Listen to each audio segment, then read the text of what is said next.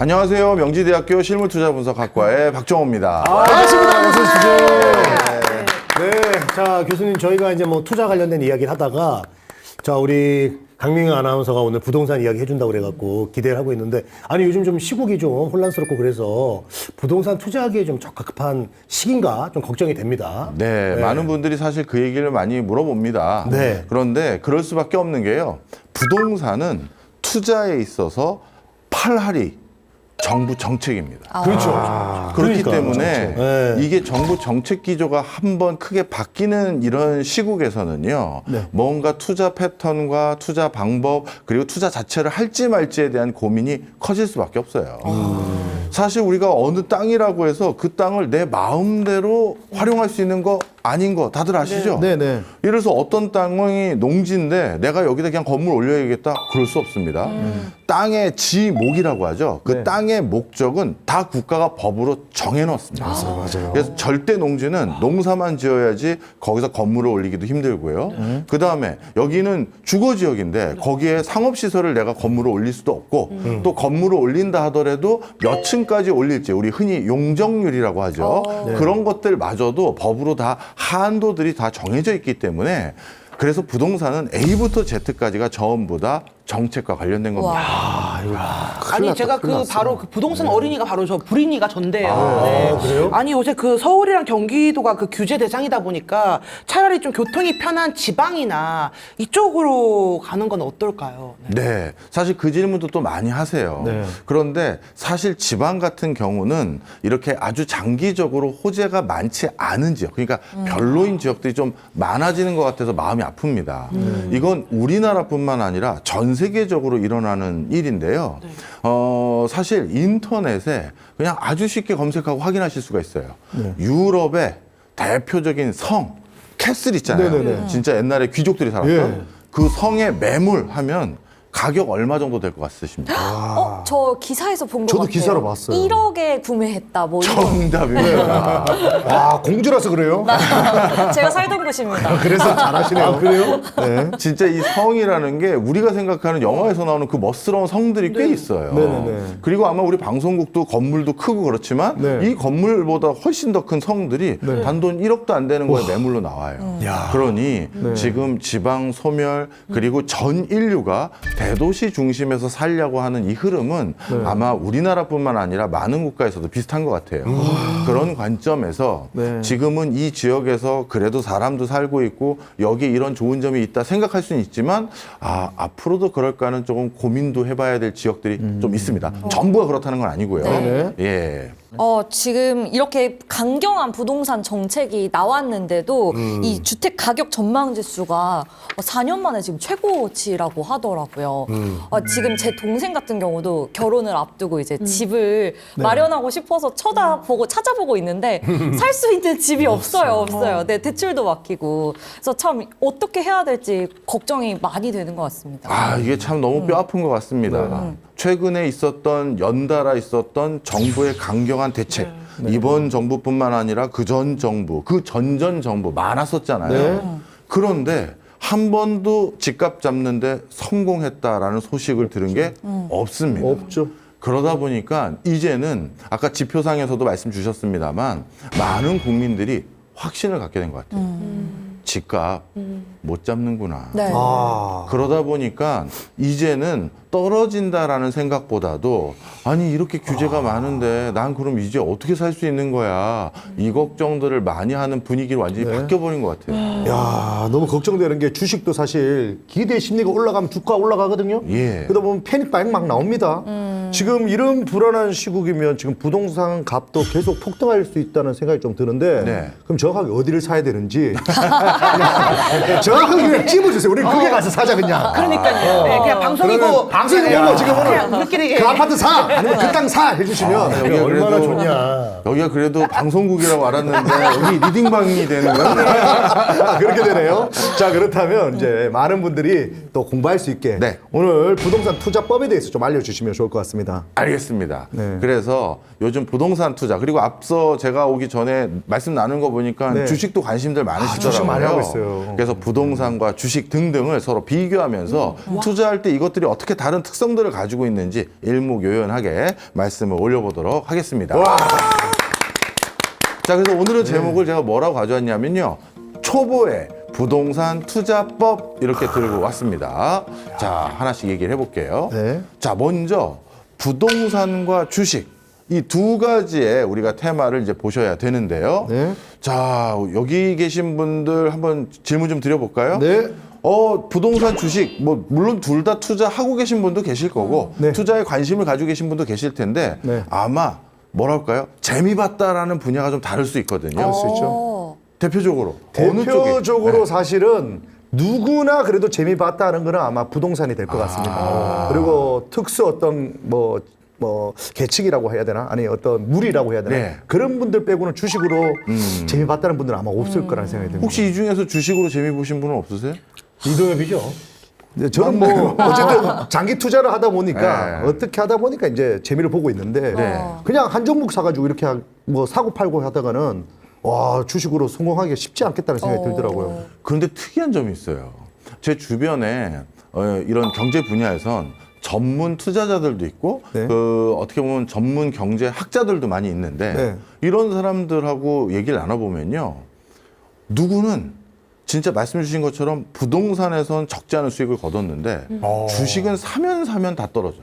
그렇죠. 반대로 주식으로는 여의도에 빌딩 한 채 가지고 계신 분인데 그분은 부동산만 사면 떨어져요. 오, 참 특이하죠. 신기하네요. 그래서 그 얘기는 무슨 소리다? 그 사람의 기질, 특성, 시장을 바라보고 대응하는 어떤 방식이 있는데 네. 그 방식이 둘 중에 하나는 맞고 하나에게는 안 맞는다는 거예요. 그만큼 주식과 부동산은 투자 대상으로서 전혀 다른 특성들을 가지고 있습니다. 와, 재밌는데요? 어떤 특성을 가지고 있는지 네. 먼저 말씀을 드릴 텐데요. 먼저 지금까지 어떤 흐름으로 주식과 부동산이 성과를 냈는지를 쭉 그래프로 가져왔습니다. 네. 1986년도부터 2019년까지 코로나 터지기 직전까지죠. 어떤 흐름이냐 보냐 하면 네. 아까 말씀 주셨기를 뭐라고 하셨냐면 우리 동엽 씨가 네. 이렇게 얘기하셨어요. 아유, 투자로 부동산은 성공한 사람들이 대부분이지만 주식은 없어요. 이렇게 얘기했거든요. 네, 맞아요. 자, 그런데 그래프를 한번 보십시오. 오, 진짜 많이 올랐네요. 가장 많이 오른 게 뭡니까? 주식이요. 주식이에요. 코스피 봐. 주식은 1986년을 0으로 기준으로 했었을 때 그때 기준으로 코로나 터지기 직전까지 들고 있었으면 네. 21배가 올랐습니다. 와. 그런데 코로나 터지고 나서 주식이 얼마나 더 불장이었던지는 아시잖아요. 네, 그렇죠, 그렇죠. 그래서 그 직전까지 가지고 온 건데 네. 주식이 제일 많이 올랐어요. 그리고 서울 강남 아파트가 그 기간 동안 얼마가 올랐냐면 16.7배가 올랐습니다. 야. 그 다음에 전국 평균이 아파트가 13.5배 정도 올랐고요. 이렇게 되는 거죠. 예. 자, 그러면 대충 가보시죠. 예. 부동산보다 주식이 투자 수익으로서 훨씬 더 컸어요. 좀 재밌네. 자, 그런데 왜 주식으로는 재미 본 사람이 많지 않다고 여기 이제 얘기하실까요? 코스피 전체로 봤을 때는 올랐지만 개인 종목으로 봤을 때는 등락이 너무 크거든요. 그것도 있고요. 또 하나가 더 있습니다. 하나가 되겠지. 하나 더 있습니까? 저렇게 뾰족한 데서 샀다가 떨어졌을 때 파는 분들이 정답입니다. 역시 우리 똑순이야. 아, 네. 이 그래프를 보시면요. 붉은색 그래프는 어떻게 돼 있습니까? 올랐다가 떨어졌다가 올랐다가 떨어졌다가 이렇게 되잖아요. 네. 그러다 보니까 어떤 분들이 많으냐면 주식시장에서는 야, 요즘 주식 불장이라며 뒤늦게 불장이라니까 관심을 다시 가져요. 그런데 갑자기 다시 관심을 가지니까 공부가 덜 돼 있잖아요. 네. 야, 그래서 뭐 사야 되는 거야? 그래서 뭐 사요? 근데 그게 다 오르지는 않을 거 아닙니까? 그렇죠. 그러면 약간 떨어지면 실망하죠. 에이, 내가 주식 이럴 줄 알았다 하고 또 멀리 떠나버려. 그리고 또 몇 년 지난 뒤에 야, 요즘 뭐 사야 되는 거야? 돈을 벌 수가 없어요. 저희 4명 중에도 있습니다. 예. 누군가- 정답 박권. 그게 저예요. 그렇게 살할 때는 안 사다가 팔 때 되면 사는 게 아이고 왜 그러셨어요? 맨날 이동엽 씨한테 뒷북칩니다. 야, 동엽아, 못 사야 되냐? 우리 팔고 있는데 사기잖아. 자, 그래서 예. 주식은 이렇게 급격히 떨어졌을 때 예. 실망해서 매물 던지고 빠져나오고 그리고 실망해서 지속적으로 공부 안 하고 하다 보니까 고점에 사서 저점에 파는 분들이 많다 보니 그게 제일 이렇게 된 힘든데. 겁니다. 자, 그런데 부동산 한번 이번에 볼까요? 네. 부동산은 파란색 그래프인데요. 어떻습니까? 그냥 꾸준히 올라가네요. 우상향 꾸준히 올라가요. 계속 우상향하고 있어요. 정말 꾸준히 올라가요. 떨어져 봤자 찔끔. 그죠? 네. 그러다 보니 이 찔끔 요거 떨어졌다고 냉큼 팔아버리는 실망 매물도 없었고 네. 그리고 부동산은 주식과 달리 한 번 사면 다시 그걸 되팔 때까지의 평균 기간이 8년이 넘어요. 그러다 보니까 저 파란색 그래프는요, 특이한 점이 네. 8년을 어떻게 끊더라도 네. 반드시 저점에 사서 반드시 고점에 팔 수밖에 없어요. 근데 붉은색 그래프는 8년을 잘 끊으면 네. 고점에 사서 저점에도 팔거든요. 거꾸로 갑니다. 바로 그런 특성들 때문에 네. 우리가 부동산이 항상 성공했다라고 오해를 하는 것이지 사실 우리나라 주식시장도 나쁘지 않습니다. 네. 그리고 개별 종목 잘 모르겠다 싶으면 그냥 지수를 사셔도 돼요. 지수 코스피 살 걸. 지수를. 자, 그래서 일단 부동산이 주식보다 훨씬 수익률이 좋잖아요. 이건 오해다라는 말씀을 드린 거고요. 그 다음에 부동산과 주식이 우리나라만 이런 거냐? 외국도 한번 같이 보실까요? 자, 외국 보십시오. 야, 이 스탁이 어떻습니까? 지금 주식이. 주식시장 막 지금 뭐 어떻게 되는 계속 거예요? 올라가요. 100이 되는 거예요? 이게 뭐야? 맞습니다. 그러다 보니까 이런 꾸준한 상승세 보이고 있고, 네. 그 다음에 요즘 금 그러지 않습니까? 금은 원래 큰 변화가 없어요. 요즘이 굉장히 이례적인 현상입니다. 그러다 보니까 금은 큰 변화가 없고 오히려 전 세계의 기축통화로 불리우는 달러 가치는 떨어졌어. 어떻게 됐나요? 떨어집니다. 여기에서도 중요한 시사점을 얻을 수 있어요. 앞으로의 세상은요. 그리고 지금까지도 그랬지만 돈은요. 네. 자원입니다. 지금 무슨 소리예요? 가지고만 있으면 안 되지. 오히려 내가 손해보는 거예요. 이 자원은 반드시 활용해야 돼요. 활용. 주식을 사던 부동산을 사던 뭘 사던 활용해야지. 활용해야 돼. 돈을 굴리지 않고 가만히만 가지고 있으면 네. 손해보는 겁니다. 여기서 가만히만 가지고 있는 범주에 뭐도 들어가는지 원래 아세요? 적금, 예금. 맞습니다. 전기자 들어가는 적금 예금도 이제는 손해보는 겁니다. 가장 손실폭을 줄이는 수준의 대응책에 불과해요. 네. 그렇죠. 자, 그러다 보니까 이제 부동산과 주식 어느 거든 또 채권도 좋고요, 뭐도 좋고 투자를 해야 되는데 해야 된다. 네. 이 투자를 함에 있어서 부동산과 주식이 가장 대표적인 투자처 아니겠습니까? 네. 예. 그게 좀 특성이 다른데요. 네. 일단 한번 여쭤볼까요? 네. 부동산과 주식 어떤 투자 대상으로서 특성이 다를까요? 저는 뭐 제가 잘 알지는 못하지만 일단 부동산과 주식은 일단 사고 파는 데서 네. 좀 일단 차이가 있다고 봅니다. 네. 주식은 뭐 문턱이 낮다 보니까 바로 샀다가 바로 팔 수도 언제든지. 있고 하지만 팔수 있고. 주식은 샀다가 팔기에는 부동산은 부동산은 사고 팔기에는 거래할 수 있는 사람이 안 나타나면 팔고 싶어도 못 팔아. 그것도 무거운 종목이다. 이런 또 다른 생각입니다. 의견 있으세요? 네. 부동산은 무조건 큰 돈이 있어야 할 수 있는 것 같아요. 그렇죠. 주식은 뭔가 소소한 돈으로도 할 수 있는데 부동산도 싼 거 있어. 싼 거. 평당 아무- 1,000원짜리도 있어. 그리고 어쨌든 부동산 레버리지를 좀 많이 일으켜도 걱정 없이 이렇게 사람들이 좀 많이 사는데 주식은 어쨌든 뭔가 신용이나 이런 거 썼을 때 좀 불안하지 않을까. 네. 그래도 어느 정도 다들 좀 감을 잡고 아, 감은 계시네요. 좀 있습니까? 네. 네. 그럼 하나하나 말씀드려보겠습니다. 네. 네. 먼저 밑에 거부터 설명을 드릴게요. 네. 네. 부동산은 비균질 자산이고 주식은 균질 자산이다. 이게 중요한 특성입니다. 오호. 이게 뭐 여기 뭐 세균이 어렵다 어렵다. 설명드릴게요. 네. 똑같다라는 뜻을 균질이라고 표현했는데요. 아, 예. 예를 들어서 제가 박권 씨에게 네. 저도 삼성전자 주식이 있는데 우리 박권 씨도 삼성전자 주식이 있는 거예요. 그럼 우리 그냥 서로 바꿀까요? 했을 때 뭐라고 하시겠어요? 오케이. 그걸 왜 빠뜨니까 바꿔요. 바로 그거죠. 똑같잖아. 근데 바꾸든 말든 그러시죠. 뭐. 그러지 뭐. 박 예, 교수가 그래요. 그러자는데 그러자 하면서 바꿔줄 수도 있잖아요. 네. 말 그대로 우리가 어떤 주식, 같은 회사의 똑같은 주식을 샀다면 그거는 똑같은 걸 산 거예요. 맞아요. 그러다 보니까 그 뒤로는 뭐라 할까요? 내가 되팔고 다시 사고 이게 쉬운 게 먼지 균질한 거니까 추가로 검토하거나 확인할 필요가 없는 거예요. 근데 부동산은 다 비균질적인 겁니다. 맞아요. 예를 들어서 뭐 압구정 현대아파트에 살아요. 그러면 몇 동 몇 호에 사는지에 따라서 방의 구조가 다르고 평형대가 다르고 한강이 층이 보이냐, 다르고 뭐냐. 그렇죠. 한강이 그치. 보이는지 아는지 향이 다르고 빛이 들어오는 것도 그렇죠. 노열층이냐 아니냐. 맞습니다. 층에 따라 다르고. 그러다 보니까 부동산은 어느 하나도 똑같은 게 없어요.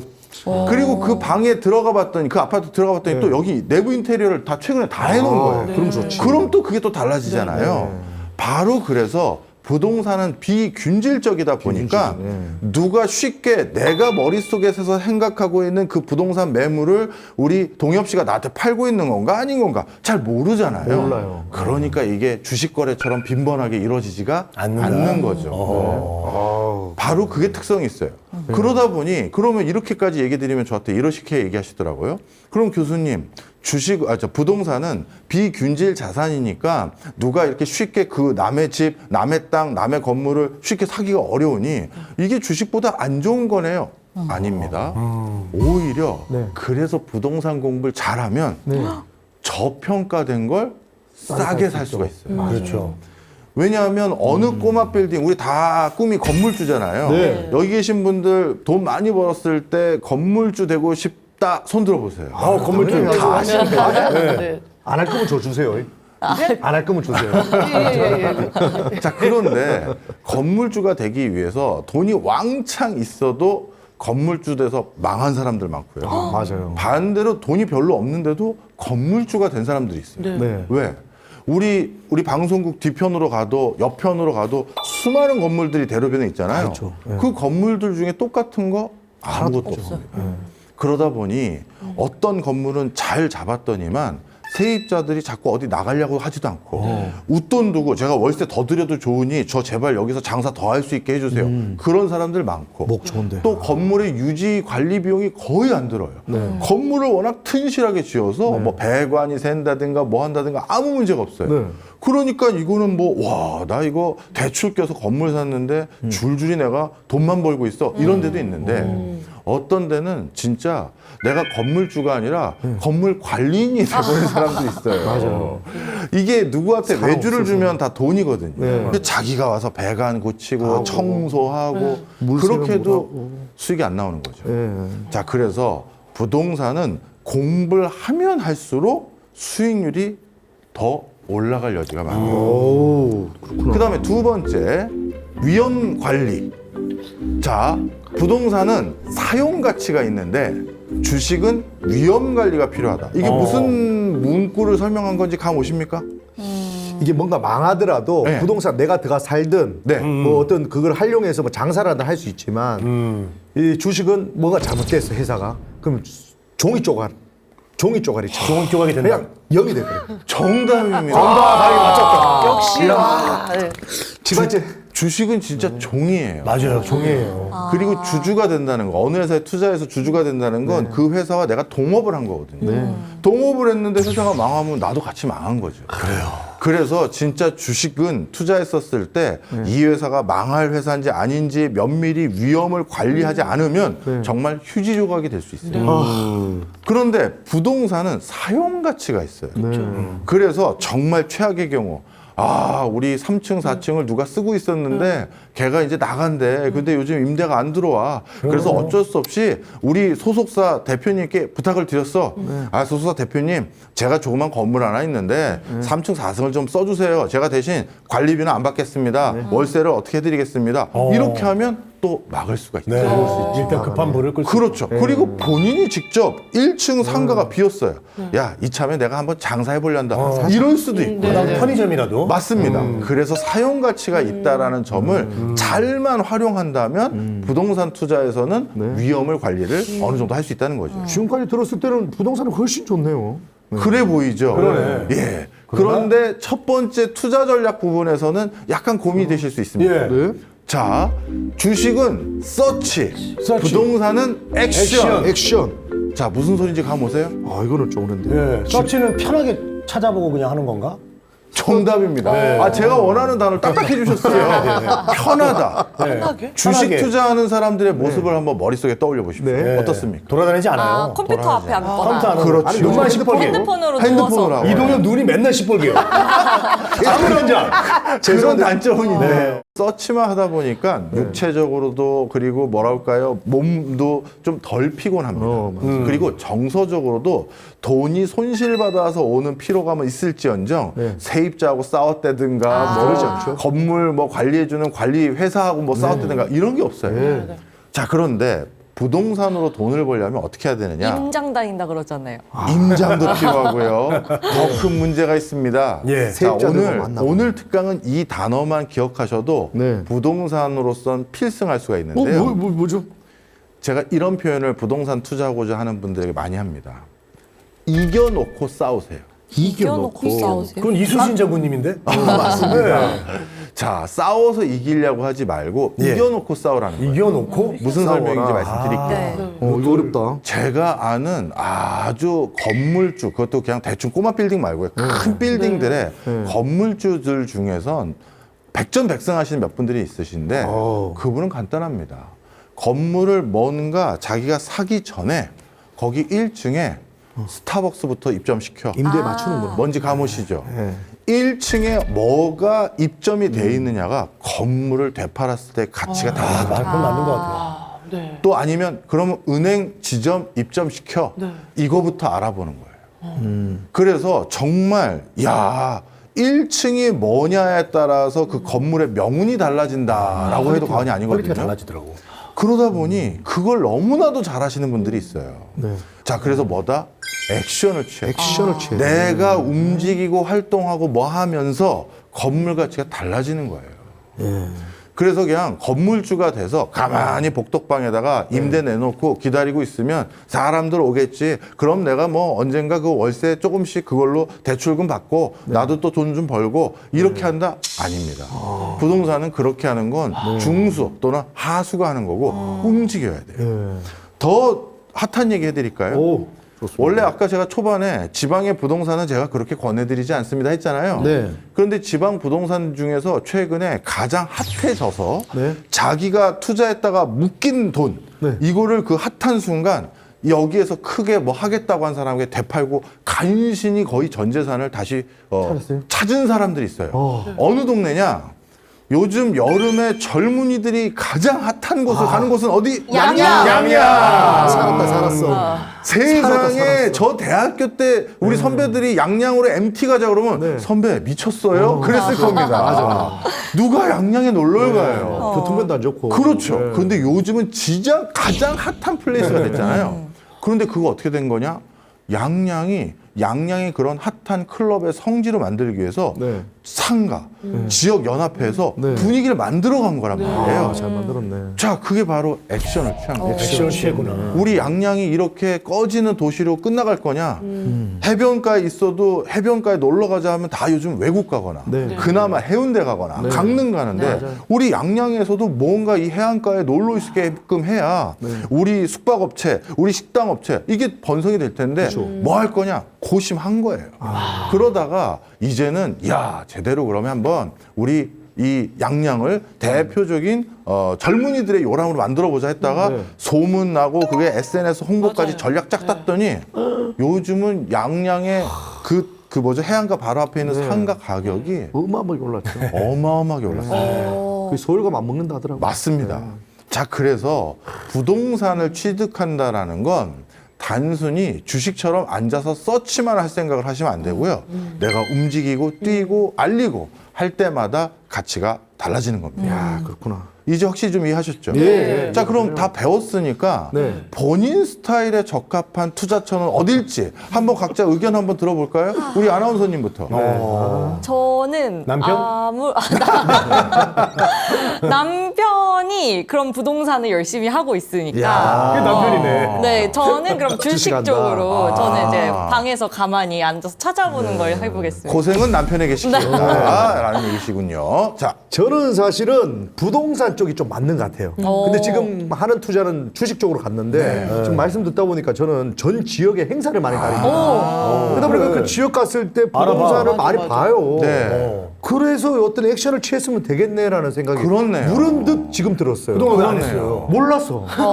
그동안 몰라서 가서 못했어요. 행사장 가서 그걸 알아봐야 되는데 네. 거기서도 주식만 보는 거야. 그렇습니다. 진짜. 스마트폰만 주고 이동하면서도 주식만 봤어요. 맞아요. 야, 근데 부동산이 솔직히 저는 매력이 더 있다는 생각이 드네요. 사실 여기 계신 분들은 다 연예인이시고 방송인이시잖아요. 네네. 사실 우리 아시지 않습니까?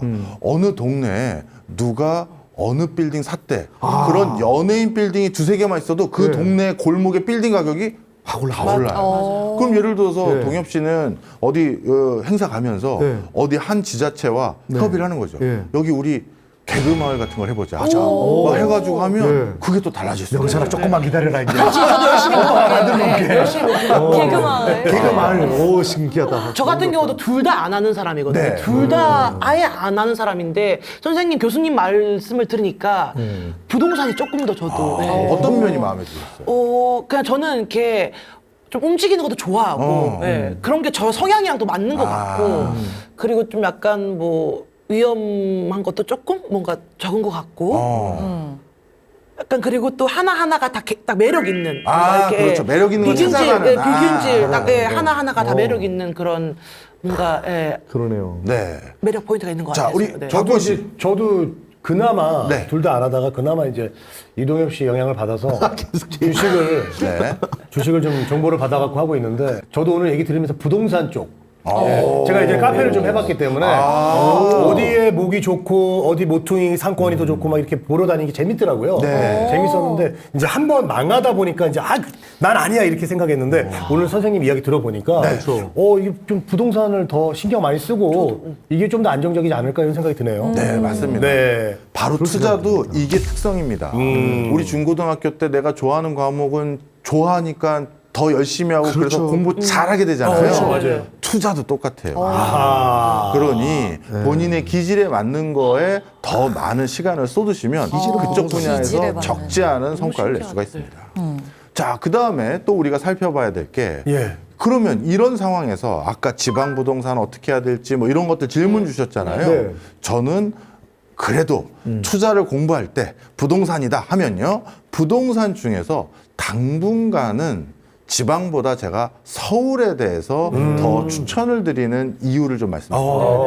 그러니까 이게 자, 그래서 국토 이용 계획 수립의 문제점 이렇게 적어왔는데 무슨 소리인지 설명을 드리겠습니다. 우리나라 부동산을 여기 계신 분들이 국가의 장관들이세요. 높은 분들입니다. 우리나라 부동산 문제 첫 번째 꼽아하면 대부분 뭐 꼽으십니까? 일단 집값 너무 올랐습니다. 집값 상승. 그 집값 내리세요. 또 서울공화국. 서울공화국. 맞아요. 너무 밀집돼 있는 거. 뭐 벌써 거의 대답이 나왔네요. 네. 밀집되어 있다. 서울공화국 네. 집값이 올랐다. 사실 요즘 집값 오른 데는 거의 서울밖에 서울밖에 없잖아요. 없어요. 딴 데는 안 오르더라고. 바로 이 수도권 과밀. 그러면 수도권 과밀은 정부는 해결해야 될 주체고 우리는 우리 가족의 노후와 나의 노후를 걱정해야 되는 사람들이잖아요. 그러면 슬라이드 보시기 전에 수도권 과밀 어느 시점인지 모르겠지만 결국 정부가 해결을 할 것 같다 못할 것 같다. 자, 정하셨습니까? 네. 할 것 같다 손 들어와 주세요. 아니 이럴 수가. 너무 그래도 죄송합니다. 국가에 기대를 좀 갖춰주셔야죠. 정부 죄송해요. 국토부 죄송해요. 지금까지 많은 시도하는 걸 봐왔거든요. 네. 근데 성공한 적이 없으니까. 맞아요. 약간 좀 불안해요, 믿음이. 네. 예. 사실 그 불안감이 저도 좀 있는 게 사실입니다. 네. 그래서 제가 왜 그런 불안감을 갖게 됐는지 오늘 객관적인 증거로 보여드리려고 합니다. 오해하지 마세요. 누구 한 사람의 잘못이라는 게 아닙니다. 네. 이게 오랫동안 국가가 진화 발전을 해오면서 더 이상은 이렇게 크게 국토에 큰 계획을 짜서 제2의 강남, 제3의 강남을 만드는 건 정말 쉬운 일이 아니게 돼서 그런 거인 면도 있어 보이는데요. 자, 어떤 내용인지 한번 같이 보시면요. 자, 우리나라에서는요, 네. 대한민국이라는 이 국토를 어떻게 이용하면 좋을지를 역시 국가가 크게 10년 단위로 큰 계획을 짭니다. 그걸 국토종합개발계획이라고 부릅니다. 이 국토종합개발계획은요, 어떤 맥락에서 보시면 되냐면, 쉽게 말씀드려서 이런 거예요. 국가를 이런 걸로 이용합시다라는 가장 상위의 개념인데, 이게 정해져야 어느 동네 아파트 단지도 생길 수가 있고, 어느 동네 지하철도 생길 수가 있고, 어느 동네 도시가 생길 수도 있고, 이게 다 결정되거든요. 네.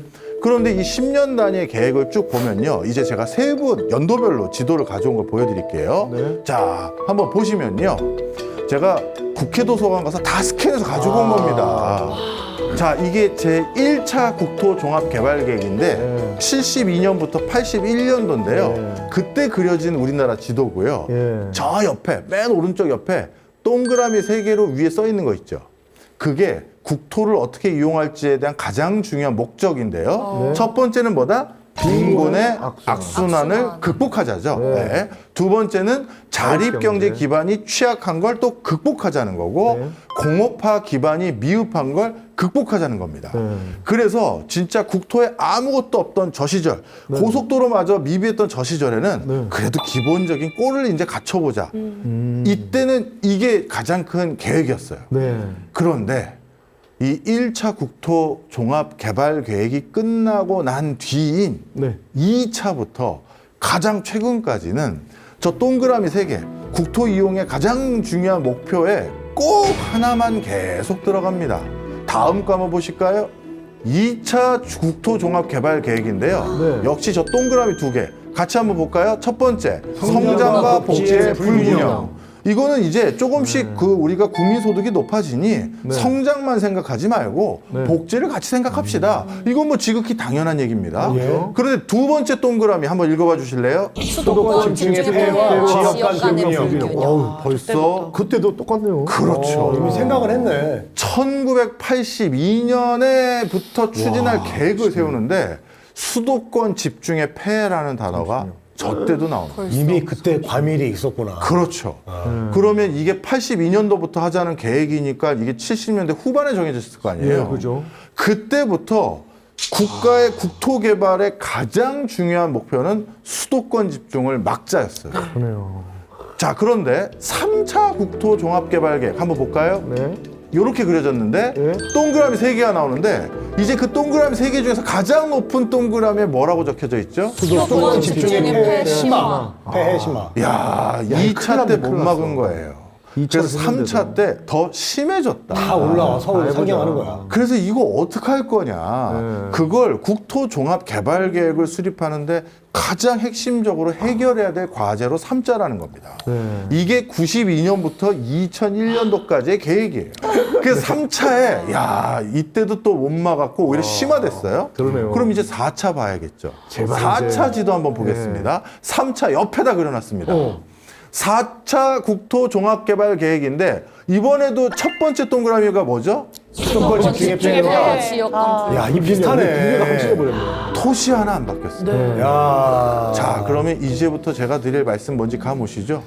어차피 또 수도권 집중이네요. 어느 대통령이든 아주 서슬퍼런 권위주의적인 정부였을 때도 해결도 못했고 네. 민주화돼서 우리가 다 같이 이걸 해결해 봅시다 논의했을 때도 잘 안 됐고 됐고. 그리고 서울 집값을 공급해서 막아보겠다고 했을 때도 잘 안 됐고 그리고 세금 때려서 아니면 규제로 막아보겠다 눌러보겠다 해도 잘 안 됐고 그래서 요즘은 정말 많은 사람들이 아까 우리 아나운서님이 얘기해 주신 것처럼 제 주변에서도 요즘 이런 상황인데도 서울 집값에 대한 기대감이 안 줄었어요 라는 얘기가 바로 이래서 나온 겁니다. 그래요. 그런데 이 지도를 보면 더 씁쓸한 비하인드 스토리가 있습니다. 뭔가요? 자, 가장 최근 4차 지도 보시면 네.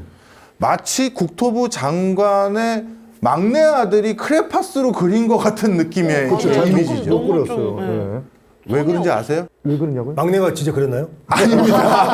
아니고요. 예. 네. 이젠 대한민국 국민들이 빨라졌어요. 아. 이 계획대로 된 걸 아는 거예요. 그래서 예전에 3차 때도 보시면 도로 하나하나 그리고 저 밑에 있는 그 글씨 보시면 고속철도는 어디다 놓고 공항은 어디다 놓고 댐은 어디다 건설하고 산다는 어디다 놓을지 다 정하잖아요. 네.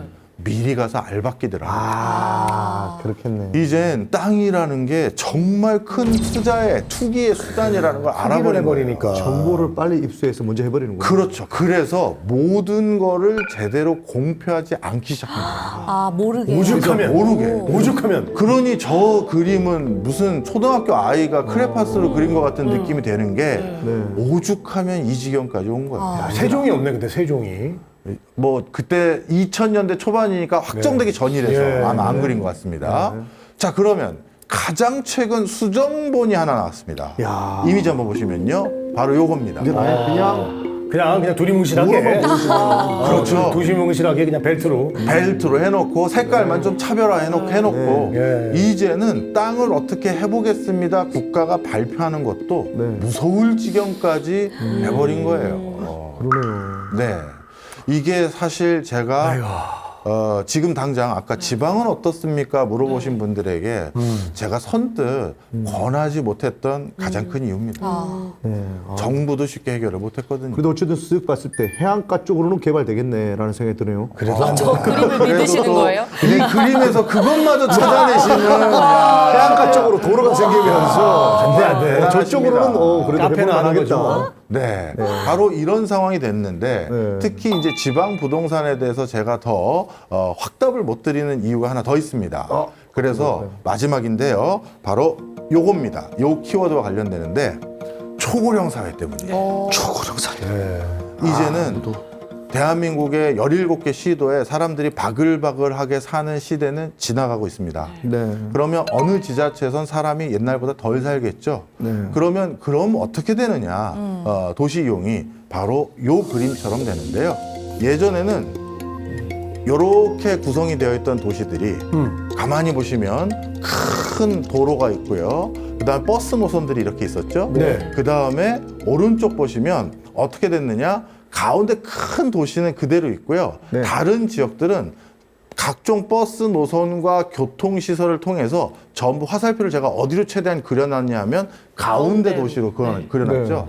가운데 도시만의 가운데 도시를 의존하는 구조로 바뀌어가게 돼요. 왜냐하면 많은 시, 군 단위에서도 인구가 10만 명, 30만 명, 20만 명 살 때는 그 시나 군에도 다 종합병원 같은 준 종합병원이 있었어요. 네. 근데 이제 없어지거든요. 그럼 가장 가까운 거점 도시에 가야지만 네. 그 준 종합병원 같은 걸 이용할 수가 있고 큰 관공서도 거기에 있고 그러다 보니까 어느 거점 도시 중심의 의존지향적인 구조로 바뀌게 됩니다. 네. 그러니 그 거점 도시는 조금 기회가 있을지 모르겠지만 다른 도시는 기회가 없을 가능성이 많아서 다들 지금 걱정들을 많이 하고 있습니다. 자, 오늘 한국 부동산의 여러 가지 문제점들이 실제 어떤 현상인지 저도 말하면서 좀 마음 아파요. 네. 예, 뼈저리게 얘기해봤는데 어떻게 느끼셨어요? 아이고. 저기 막 부모님한테 네. 좀 이제 공기 좋은 데로 이사 가자고 막 그랬는데 네. 그냥 용산에 눌러 있어야 되겠다. 아니 이제는 형님 가세요. 좀 오래 아니 사셨잖아요. 아니 나 그냥 있을래 계속. 아, 왜 서로 각자 무조건 다르네요. 서울이야. 무조건 서울에 있어야 돼. 이제 아이 절대로. 태어나고 새로운 집 구하려면 약간 외진 바깥으로 나가면 크게 구할 수 있는데 갈 거예요? 바꾸세요. 근데 저도 이게 저조차도 나가고 싶지가 않은데 다 똑같을 거 아니에요. 그런 맞아요. 생각도 좀 들고 마지막에 일본 거 보여주셨잖아요. 일본이 요새 소도시 이런 관광이 되게 많아졌거든요. 그래서 그 사람이 많이 없는 지역에도 그 막 관광객들이 많아졌어요. 우리나라도 좀 그렇게 될 수가 있나요? 소도시 여행 이런 해외 여행. 소도시에 관광지가 많아지는 건 관광객들은 어쩌다 한번 들리는 거잖아요. 그렇죠. 근데 실제 거기 사는 정주하는 사람들 숫자는 여전히 일본도 줄고 있습니다. 네. 그래서 그냥 말 그대로 내가 하는 비즈니스업이 관광업일 때는 도움이 되지만 그러지 않을 때는 도움이 안 돼요. 도움이 안 되지. 좀 걱정은 됩니다. 왜냐하면 몰리다 보면 이제는 또 정부에서 서울에 사는 사람들은 뭐 어떤 시민권이나 이런 거 없이는 못 들어온다. 뭐 이런 식으로 해서 막을까봐 좀 걱정이 되긴 합니다. 네. 그렇게 될 거의 진격의 거인. 혹시나 설마 그렇게까지 할까요? 그렇게까지는 안 하겠지만 네. 그래도 이제 막 계속 쏠리다 보면 지금까지는 되지만 이제 앞으로는 뭐 자격증 없이는 네. 서울 지리라든가 서울 노선 지하철 노선 다 외워야지만 어머. 지금 어머나. 사실 북한이야, 무서워요. 북한. 네, 무서워요. 북한이 그래. 북한이 그런데 북한이 평양에 사는 사람들만 사기하고 못 들어. 그럴 가능성도 있지 않을까. 서울에 살려고 올라왔더니 갑자기 노선표 다 외우고 4호선 뭐 불러보세요. 4호선 세 번째 칸 뭐예요? 탈락 내려가세요. 어떡해. 이야 무섭습니다. 수고했어요, 디가요. 어떻게 보셨어요? 저는 오히려 이렇게 최악의 상황도 상상할 수 있을 만큼 더 복잡해지고 더 어려워졌잖아요. 그래서 이런 때일수록 더 공부를 열심히 해서 좀 똑똑하게 투자를 해야겠다라는 생각이 오늘 들었어요. 네, 마무리 잘하네. 네. 역시 MC야. 자 그러면 다음 편에는 한국 부동산과 일본 부동산의 미래를 한번 비교해 보도록 하겠습니다. 와, 더 재밌겠다, 더 재밌겠어. 네. 오늘 수업도 정말 유익했습니다. 부동산 투자가 처음이거나 어디서부터 시작해야 될지 모르겠다 하셨던 분들 오늘 강의 정말 유익하게 들으셨을 것 같고요. 아쉽게도 오늘 지혜 다락방은 여기까지입니다. 저희는 다음 시간에 박정원 교수님과 다시 찾아뵙도록 하겠습니다. 저희는 다음 시간에 또 만나요.